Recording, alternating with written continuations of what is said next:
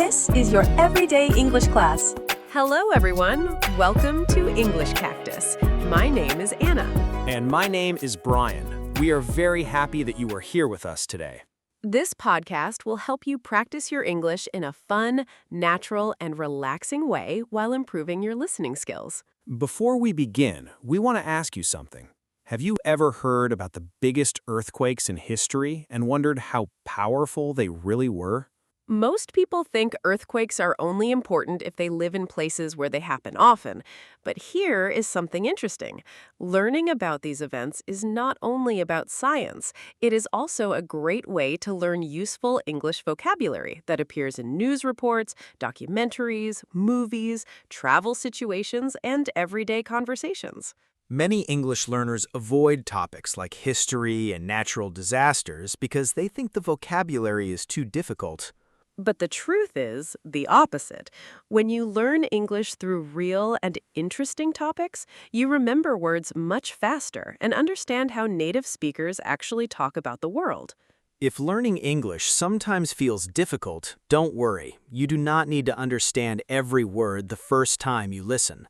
Just relax, enjoy the story, and focus on understanding the general idea. After the dialogue, we will explain the vocabulary, useful expressions, and interesting facts, so everything will become much easier to understand. So grab your coffee, relax, and enjoy today's episode about the biggest earthquakes in history. And before we start, don't forget to subscribe to the channel. Your support helps us continue creating free English lessons for learners all around the world. Also, tell us in the comments where you are from. We love hearing from our students. Now, let's begin. Maya, today I read about the biggest earthquakes in history, and I have to say, I was shocked. Shocked is a good word, Liam. Earthquakes can be very powerful, but we can learn from them, and learning helps people stay safer. That is true. Before we start, can I ask something? Did you say earthquake means the ground moves? Yes, exactly.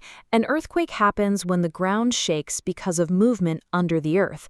The earth has big pieces called plates, and sometimes they move suddenly. Oh, I see. So the ground is not always quiet. Right, it looks quiet, but deep under us, the earth is moving slowly every day. Keep going, Liam, you're doing great. Thanks. So what was the biggest earthquake ever recorded? The biggest recorded earthquake was the 1960 Valdivia earthquake in Chile. It had a magnitude of 9.5. That is extremely strong. Wow, 9.5? Sorry, did you say 9.5 or 8.5? 9.5. Very, very big. It happened on May 22, 1960, off the coast of southern Chile. It caused strong shaking and a large tsunami. A tsunami is a big ocean wave, right? Yes.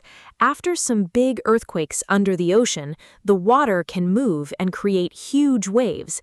These waves can travel very far. That sounds scary. What happened in Chile? Many homes were destroyed. Many people lost their lives.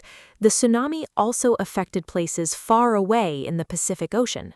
So one earthquake can hurt more than one country? Yes, especially when it creates a tsunami. That is why warning systems are so important.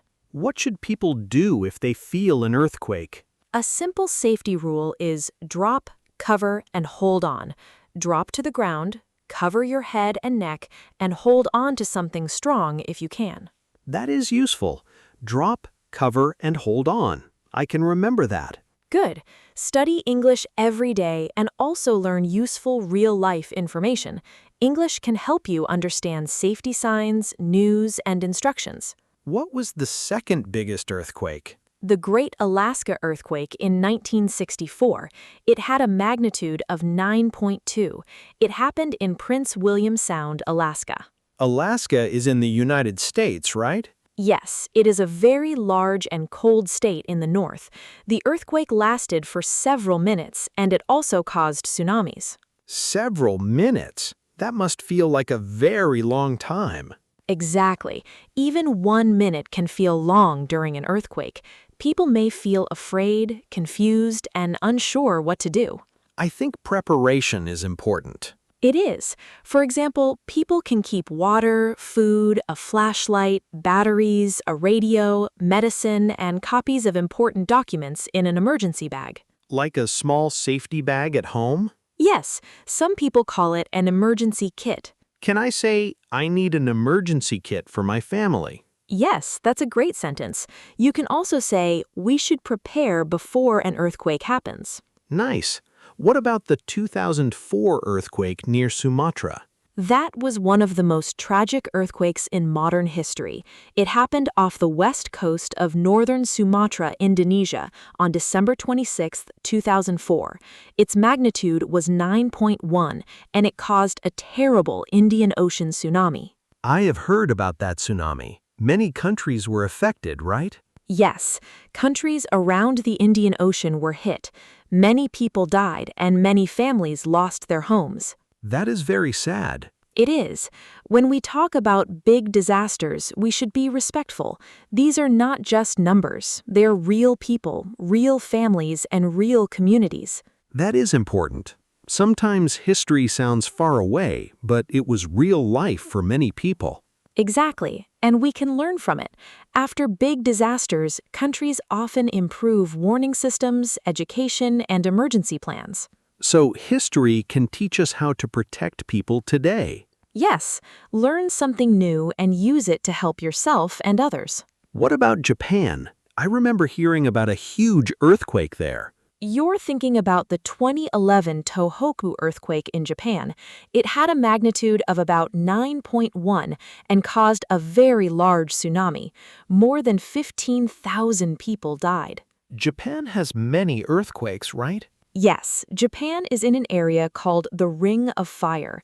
It's a place around the Pacific Ocean where many earthquakes and volcanoes happen. Ring of Fire. That sounds like a movie title. It does, but it's a real area. Countries like Japan, Chile, Indonesia, and parts of the United States are near it. So people in those places need to be extra prepared. Yes, in Japan, many schools teach children what to do during an earthquake. Buildings are also often designed to move safely during shaking. That's smart. So good building design can save lives. Yes, very much. A strong earthquake is dangerous, but weak buildings make it much more dangerous. Can you give me a simple example? Sure thing. Imagine two houses. One house is built with strong materials and good engineering. The other house is old and weak. During strong shaking, the weak house is more likely to fall. I understand. The earthquake is natural, but the damage can be reduced. Perfect sentence, Liam. You're doing great. Thanks so much. What was another big earthquake? The 1952 Kamchatka earthquake in Russia had a magnitude of 9.0. It created a tsunami that reached Hawaii. Kamchatka? Sorry, can you say that again? Kamchatka. It's a peninsula in Russia near the Pacific Ocean. Got it. Kamchatka. That's a new word for me. Good pronunciation. Keep practicing. Some place names are difficult, but you can say them slowly. So many big earthquakes happen near oceans. Yes, many of the biggest recorded earthquakes happen under or near the ocean. When the ocean floor moves, it can push water and create a tsunami. What do people do when there is a tsunami warning? They should move to higher ground quickly. They should not stay near the beach to watch the waves. That sounds obvious, but I think some people may want to take videos. Yes, and that is dangerous. Your life is more important than a video. A good phrase is, move away from the coast immediately. Immediately means now, right away. Exactly. I like this topic because it teaches history, science, and safety. Yes, and it also teaches useful English. Words like earthquake, tsunami, magnitude, coast, damage, warning, and emergency are important. Can we talk about magnitude? What does it mean? Magnitude is a number that shows how strong an earthquake is. A higher number means a stronger earthquake. So 9.5 is much stronger than 6.5. Yes, much stronger. The scale is not like normal counting. A small number change can mean a very big difference in energy. That is interesting. So when I hear magnitude 7, I should take it seriously. Yes, any strong earthquake can be dangerous, especially if buildings are weak or if it happens near many people. Did all the biggest earthquakes kill the most people? Not always.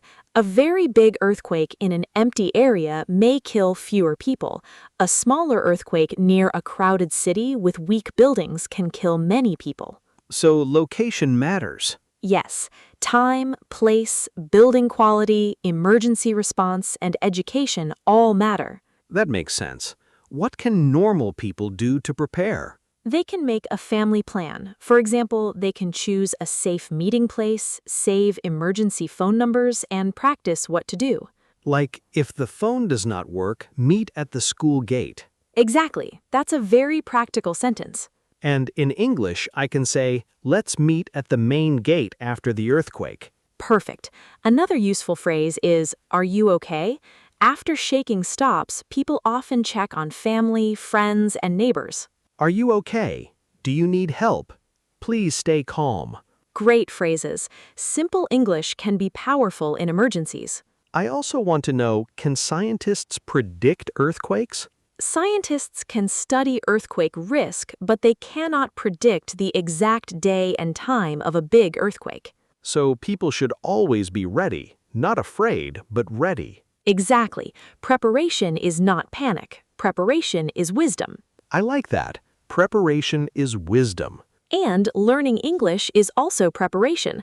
You may read travel warnings, safety instructions, or international news in English. True. If I travel to Japan, Chile, Indonesia, or California, English can help me understand signs and announcements. Yes. For example, you may hear, please evacuate the building, go to higher ground, or stay away from damaged areas. Evacuate means leave a dangerous place, Correct. and damaged means broken or hurt. Yes, a damaged building may not be safe to enter. This is serious, but I feel like I am learning a lot. That's the goal. Learn something new, keep going, and do not be afraid of difficult topics. Before we start today's breakdown, we want to say thank you for listening to our podcast. We work hard to create useful English lessons for you and keep everything free. Thank you so much for being here. In this part, we will explain the most useful phrases from the dialogue, important vocabulary, and some interesting cultural facts connected to today's topic. Don't worry if you did not understand everything in the dialogue. We will go through it together, step by step. Let's begin with some important phrases from the conversation. We will repeat them, explain them, and show you different ways to use them. Liam said, I was shocked. This is a very common expression in English. When you say, I was shocked, you mean that something surprised you very strongly. It is stronger than saying, I was surprised.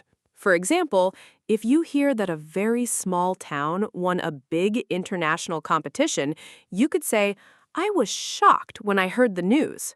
Another way to express a similar idea is, I couldn't believe it. You might hear native speakers say, I couldn't believe what happened. Then Maya replied, earthquakes can be very powerful. This sentence teaches us how to describe strength and force. The word powerful is useful in many situations. You can say, the storm was powerful, or she gave a powerful speech. You can even use it for emotions. For example, that movie had a powerful message. Next, Liam asked, did you say 9.5 or 8.5? This is a fantastic phrase for English learners. It is a polite way to ask someone to repeat information. Sometimes students are nervous about asking people to repeat themselves, but this phrase sounds natural and polite. You could use it in many situations. For example, sorry, did you say Tuesday or Thursday? Or, sorry, did you say 15 or 50? Maya later said, drop, cover, and hold on. This is an important safety phrase. It is also a great example of English instructions using action verbs. Notice that the sentence uses short commands, drop, cover, hold on. Native speakers often use short commands in emergencies because they are easy to understand quickly. Then Maya said, study English every day. This is a simple advice, but very powerful advice. Many learners think they need to study for 3 hours every day. But often, 20 minutes every day is better than 3 hours once a week. Consistency creates progress. Exactly. Small steps create big results. And that brings us to the end of today's episode about the biggest earthquakes in history.